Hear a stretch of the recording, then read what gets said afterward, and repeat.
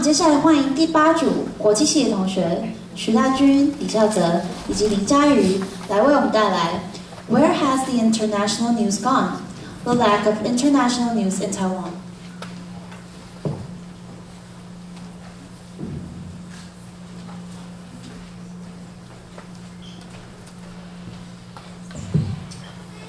Good evening, a warm welcome to our presentation. Before we begin, why don't we watch some news together? Welcome to our daily evening news. This is what you see.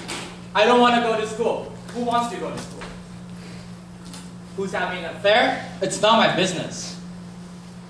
The most popular word on PTT? That is like, I don't even care. So seriously, enough of this crap. Like, where has our international news gone? Well, you've come to the right place. Congratulations. Today our topic is where has international news gone, and we'll be focusing on the lack of international news in Taiwan. My name is Winston, that's Aaron, and this is Charlotte. So now to begin, we're going to be focusing on the global trend. On the global scale, we can see that nowadays we have all fallen into a vicious cycle of giving what the viewers want for what not the viewers need. So why is this happening? It's simple, lower production costs, happy for all, who doesn't like it? And in terms of Taiwan, we can see that most of the international news we see nowadays are actually being bought from other bigger and greater international news companies such as BBC, CNN, or Al Jazeera. So, why does this happen? Well, we'll invite Charlotte to give us a short talk.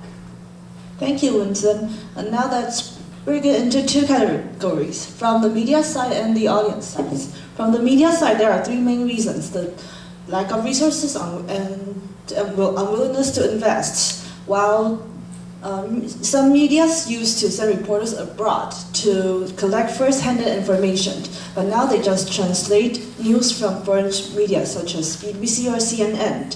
The lack of direct interaction with the information leads to reporters losing the touch of the story. Hence, when they are presented in our own media, they seem really dull and flat. The second is that popularity doesn't always come along with professionalism. As internet prosper, click-through rate has become the most important benchmark for media revenue. So articles with sensational titles that attract people most are more favored nowadays, but those news are not the ones we really needed. The third reason is the popularity of smartphone. News has to fit in a tiny little screen. I know that screens are being bigger and bigger as they are reformed, but they are still smaller than most printed newspapers, right?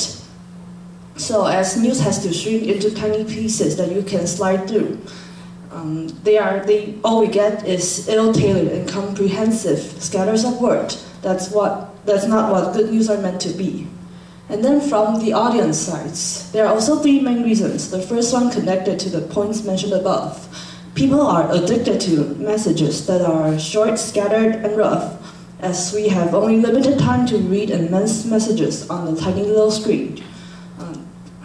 The other is that we all love thrilling news, just like the ones we showed you in the beginning. However, those are not the news we deserve, and certainly not the ones we needed. Last but not least, it is us, the audience, the consumers, that shape the media. The core reason is that people nowadays lack the ability to link each stories together, to connect the dots of incidents into a well-organized web of problem awareness, to ponder deeply and debate rationally to attain a rationale behind all the stories. This is a globalized world. Things happen abroad do affect our lives.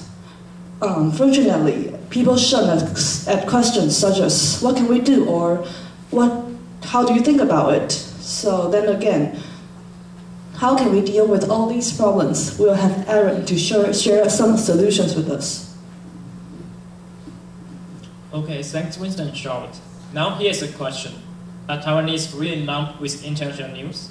No, actually, we're afraid of international news. You wonder why? The first reason is that viewers like to see populist or gossip news, but sometimes international news is just too hard to understand. And secondly, we are kind of confined and lack of opportunities to participate in global affairs. So, in most instances, Japan, Korea, and China and US who mean the whole world to us. When it comes to other countries, most people just don't know what's the connection with Taiwan. So our team has figured out some solutions. As Winston and Charlotte have mentioned before, viewers just like to see what they want, but not what they need. Then we can turn the international news into something they want. We make the international news more simple and also more fun by providing more guidance for viewers and making it much closer to our daily lives. For example, make connections between international news and local news and highlight similarities so viewers could get it more easily, also more quickly. From our point of view, what viewers need is not just translation, but understandable and appealing interpretation. We also believe that viewers in Taiwan will and would love to be more open-minded if our media make more effort on this issue. Lastly, we wish our viewers and media to make progress and grow up together. At the end, you can forget everything we have said today, but just remember this. The opportunity to make change to our media is within your hands, so let's do it together. Thanks for listening.